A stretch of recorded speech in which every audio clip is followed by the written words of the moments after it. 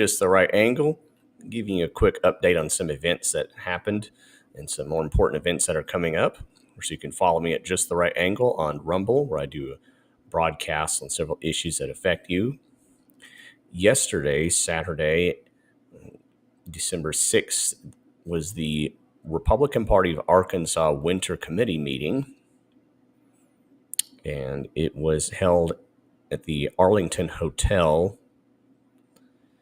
They had a chairman's breakfast before where they elected a vice chair, but I wanted to talk mainly most about the meeting itself. Now, I've been to several of these summer and winter committee meetings. The Republican Party of Arkansas has these state committee meetings, usually about twice a year, once, of course, in the summer, and usually one in the winter. And then they'll have a convention in off year. There's supposed to be a state convention that's supposed to happen next year. I wanted to read this post by Wayne Beach. I won't read all of it. He attended as a proxy. He made a few observations. I'll just read some of this. A few observations generally concerned me about our party. Numbers are way down in the Tusk Club. The Chairman's Association numbers were up, and the number of state committee men and committee women that attended today were down. In fact, there was a very significant number of proxies that were present in that room. In addition, I understand the fundraising may have been significantly lower, according to some that talked with. I'll need to double check those numbers. The vote to suspend the rules to hear a proposal rule missed the 90% threshold needed was close. I believe that would have passed if the number of attendees had been higher, like it used to be. All the speakers gave updates for their areas of responsibility. It was a good day. Folks were very civil and pleasant. A special note, and you can read about the rest of that. In the past, the last winter committee meeting, which I actually was able to get a live stream of with the help of my lovely wife, showed that it was actually adjourned early. The consultant, Chris Caldwell, was able to shut down the committee meeting halfway before other reports could be heard by other organizations. So at least it's nice to see that they have a full meeting that takes place. But one of the issues was that there were two rule changes that were submitted in the time to submit them that were never given a chance to be heard because they were deliberately kicked off the agenda. And actually, one rule change was that rules that are timely submitted have to be put on the agenda. And then there was another rule change. I'm looking at it right here. This was put in the thumbnail for this video. And it's changes made to the actual rules of the organization.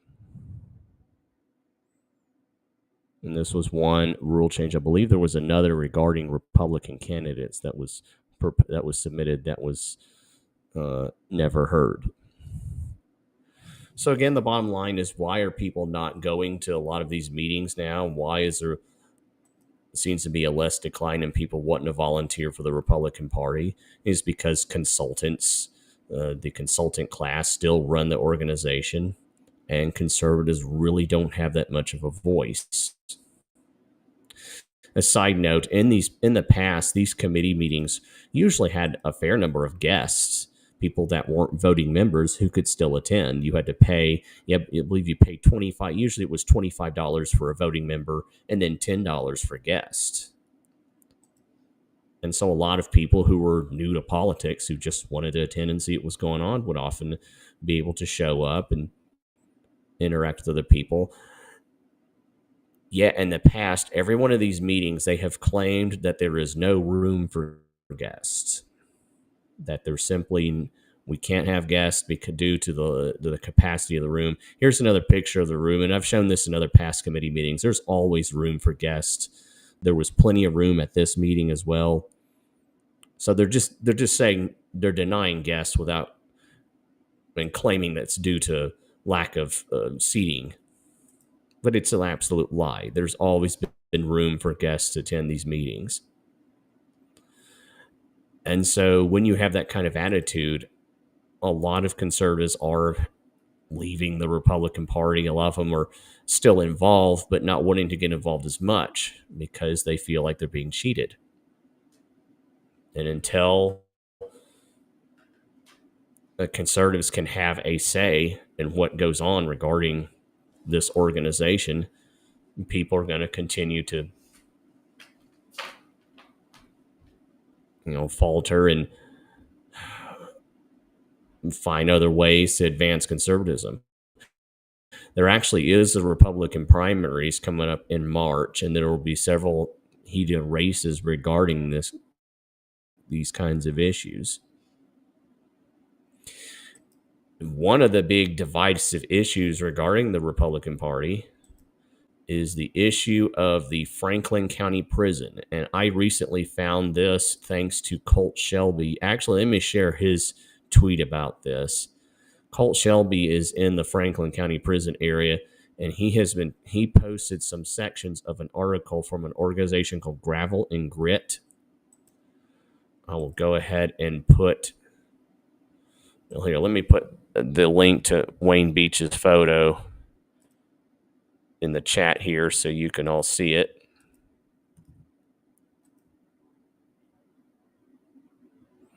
And you can check it out yourself.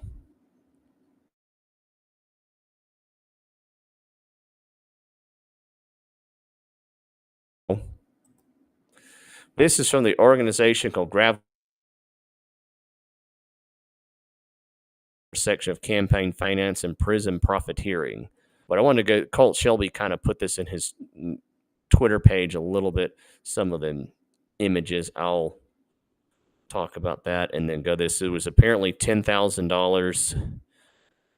We had long heard rumors about Brian Sanders' consulting connections to the private prison industry. So naturally, this piqued our curiosity and led us to dig further. Specifically, we started looking at campaign finance reports where we found that Core Civic is the single largest donor to the governor's team SHS PAC. Notably, the $10,000 payment comes immediately after the boards of correction fired Joe Porfiry, and a $5,000 payment follows the state's first introduction to California contractor Veneer Construction Management. And you can read some more descriptions there. And these are images from this article. Apparently, Sarah Huckabee Sanders went at the Sarah Jones Mallard Lodge. Is a luxury hunting lodge in Alicia, Arkansas. I have no idea where that is. It also just happens to be the largest payee of the governor's PAC, the same PAC to which Core Civic is the largest donor.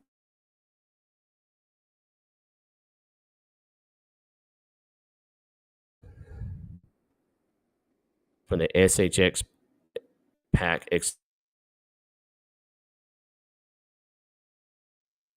itemized as an itemized administrative expense for the purpose of fundraising, event, venue rental. And then there's a whole bunch of other expenses done there. And Damon Henninger is the CEO of Core Civic. He's there with Sarah Huckabee and her husband. Apparently they were out duck hunting or dressed up like they're supposed to be duck hunting.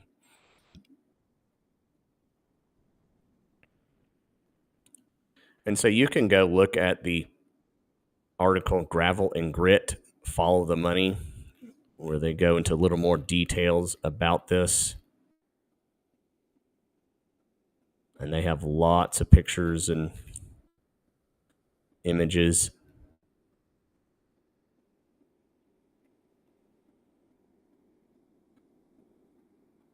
Team Sarah Huckabee Sanders PAC. You can see all their spending. I urge people also to go to the Arkansas Ethics Commission. You'll often find lots of details regarding spending that goes on in the political world. This while, meanwhile, again, Republican county committee members have to pay their dues and then pay again to go to committee meetings. And a lot of people, they see stuff like this and they decide maybe I shouldn't pay as much. It just tends to dissuade people from getting involved. Folks, the one other issue that I wanted to talk about is I've heard about this from several different sources. This is from Conduit News. Arkansas school vouchers, the homeschooling issue. The Arkansas State Board of Education released both sets of proposed rules for public comment in November. They had these meetings December 2nd. The deadline to submit feedback is December 16th. The Educational Freedom Account Program, which was created through the LEARNS Act in 2023, allows state funds to be used for allowable education expenses such as private school tuition, extracurricular activity, and technological devices. The program was phased in over 3 years with increasing eligibility. It opened to all students for the first time this fall. Now what they're doing is they're adding a bunch of bureaucracy, making it much more difficult to use the funds for extracurricular activities, mainly sports. It says extracurricular activities don't include team sports or club sports according to the revised rules, which also explicitly exclude EFA funds from being used for equipment, recreational fees, travel costs, and dues. So they're making it much more expensive for homeschoolers to be involved in sports, is what they're really doing.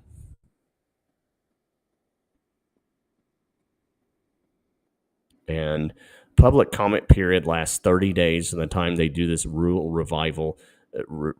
If there are substantive changes, the rules will be revised and sent out again for another public comment period. Once the public comment process is concluded, a final draft of the rules will be presented to the Education Board for approval. The rules will then advance to the Arkansas Legislative Council for final approval. The current public comment period closes on December 16th. Those who cannot attend Tuesday's meetings may submit comments to the Education Department by emailing ade.rulescomments@adearkansas.gov. Now, if you go to the website of this organization, it only says one meeting is December 2nd. I'll share this tab. Jacob Oliva is the Secretary of the Department of Education. He was appointed by Sarah Huckabee Sanders to help push for Arkansas Learns. I don't know why this rule is being even attempted.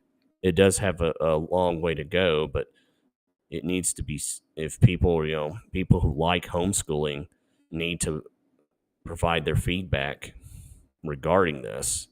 So it shows the only public meeting is December 2nd in the DSE auditorium.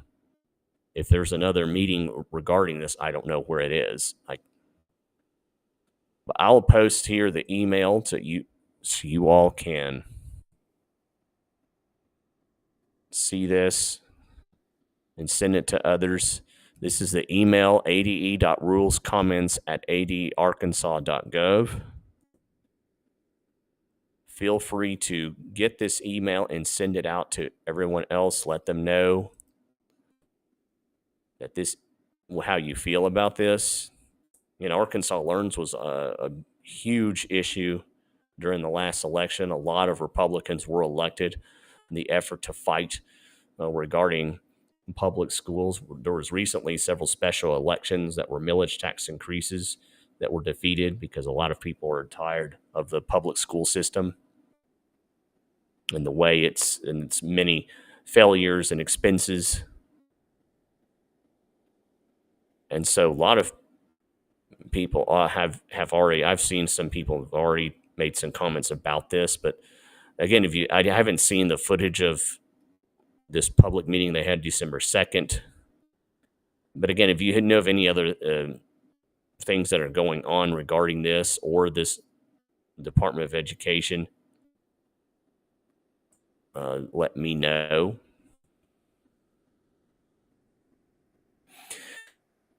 Anyway, folks, those are some updates I wanted to give out. Again, you can follow me at Just the Right Angle for updates on issues that affect you. Remember, as the good book says, when the righteous rule, the people rejoice. When the wicked rule, the people groan. Find a way to get involved. And other than that, you have a wonderful day.